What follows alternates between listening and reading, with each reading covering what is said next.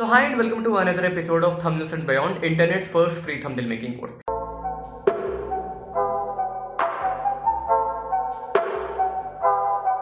पर यार वीडियो में आगे बढ़ने से पहले मैं तुम्हें ये बता दूं कि अगर तुमने अभी तक पिछली क्लासेस या फिर पिछले वीडियोस को देखा नहीं है तो वो देख लो, बिकॉज कोर्स एक स्ट्रक्चर में बना है and it is very important for you to follow that particular structure. देखो, बैकग्राउंड्स के बारे में मुझे बहुत ज्यादा बात करने की नीड नहीं है कि बैकग्राउंड्स क्या होते हैं, बिकॉज हम सबको पता है कि बैकग्राउंड्स क्या होते हैं। लेकिन ये टॉपिक जितना सिंपल है उतना डीप है, बिकॉज मैं सही बता रहा हूँ कि आज तक अगर मुझे किसी चीज में सबसे ज्यादा प्रॉब्लम होती है ना, तो वो वही होती है कि भाई मैं बैकग्राउंड क्या उठाऊं। पहले तो मैं बहुत ज्यादा परेशान होता था कि बैकग्राउंड मेरे को चूज करने में बहुत ज्यादा टाइम लगता था और बाकी चीजें हो जाती थी। तो background is a very important thing.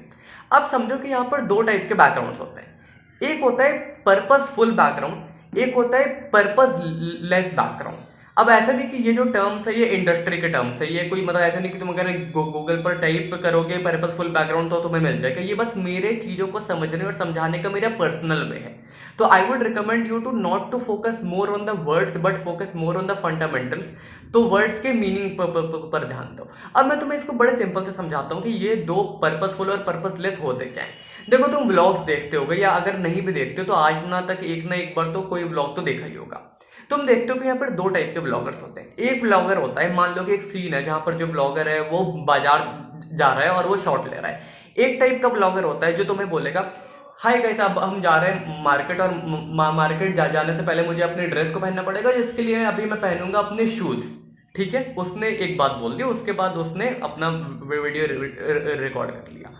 एक व्लॉगर वो होता है जो तुम्हें बोलेगा, गाइस अब हमें जाना है मार्केट, बस इतना बोल दिया। और उसके बाद उस बंदे ने क्या करा, शूज के बारे में बात नहीं करी, उसने शूज पहनते हुए एक बी रोल शॉट तुम्हें शो कर दिया। ये जो सेकंड वाला व्लॉगर है जिसने तुम्हें जूते का बी रोल शॉट शो कर दिया, इसे कहते हैं पर्पसफुल शॉट्स। और ये चीज मैंने सीखी है इरफान जुनेजो से, full credit goes to him. अब उस चीज को बैकग्राउंड में कैसे इंप्लीमेंट करते हो, देखो बहुत सिंपल सी बात है। मैं तुम्हें दो थंबनेल्स दिखाता हूं, पहले इसको देखो। क्या अगर मैं इस थंबनेल के बैकग्राउंड को चेंज कर दूं, क्या इस थंबनेल के ओवरऑल मैसेज में कुछ फर्क पड़ेगा? नहीं पड़ेगा। इसके पीछे ब्लू हो, ब्लैक हो, पिंक हो, व्हाइट हो, क्या फर्क पड़ेगा?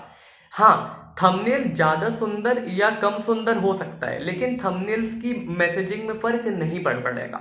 अब इस वाले को देखो, क्या मैं अगर इसके पीछे से बैकग्राउंड चेंज कर दूं तो क्या इसको फर्क पड़ेगा? हाँ पड़ेगा।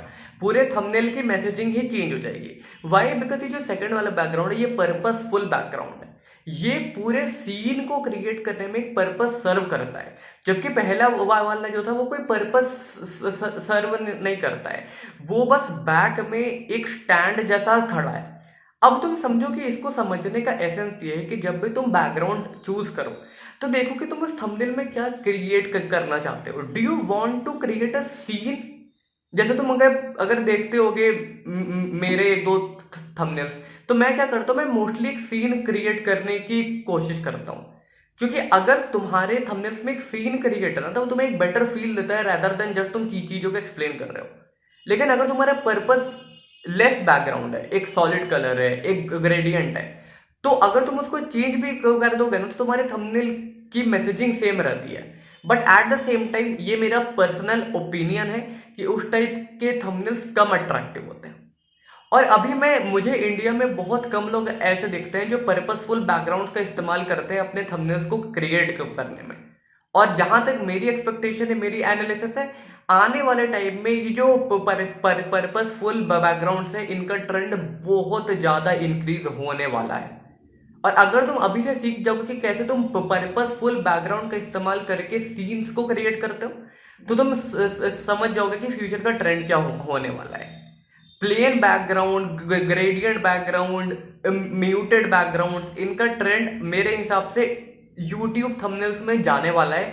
सोशल मीडिया पे अभी बहुत रहने वाला है, लेकिन सोशल मीडिया पे तुम पर्पसफुल बैकग्राउंड बहुत कम देखते होगे। सोशल मीडिया पे पर्पस लेस ज्यादा काम करता है और यूट्यूब पे पर्पसफुल का ट्रेंड आने वाला है। अब तुम क्या करो, टास्क है 5 उठाओ थंबनेल्स और तुम समझो कि इसमें बैकग्राउंड है ये पर्पसफुल है या पर्पस लेस है। देन तुम समझोगे कि कैसे बैकग्राउंड का इस्तेमाल करके एक सीन क्रिएट किया जाता है। अगर तुम्हें ये जो बात है ये थोड़ी सी कॉम्प्लेक्स लग रही है, या फिर ये जो बात है ये थोड़ा सा तुम्हें ऐसा हो रहा है कि भाई मुझे कुछ समझ नहीं आ रहा, तो इसके लिए इंतजार करो। जब हम प्रैक्टिकल में जाएंगे ना तो तुम्हें समझ में आएगा कि एक्चुअली इसका क्या पर्पस है। पर अभी के लिए इतना समझो कि दो टाइप के बैकग्राउंड्स होते हैं, एक पर्पसफुल है, एक पर्पस लेस है।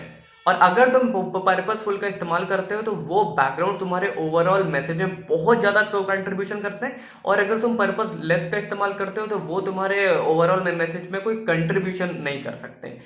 ब्यूटी में कंट्रीब्यूशन करना अलग बात है और मैसेजिंग में कंट्रीब्यूशन करना अलग बात है।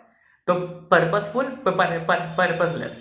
अब जितने बाकी के बैकग्राउंड होते हैं, टेक्सचर है, शेप है, दिस है, डैट है, कुछ भी उठा लो, इन सबको तुम इन दोनों के अंदर क्लासिफाई कर सकते हो। तो टास्क करो, ऑब्जर्व करो, 5-6 थंबनेल्स उठाओ, उनको ऑब्जर्व करो कि पर्पसफुल है या पर्पसलेस है।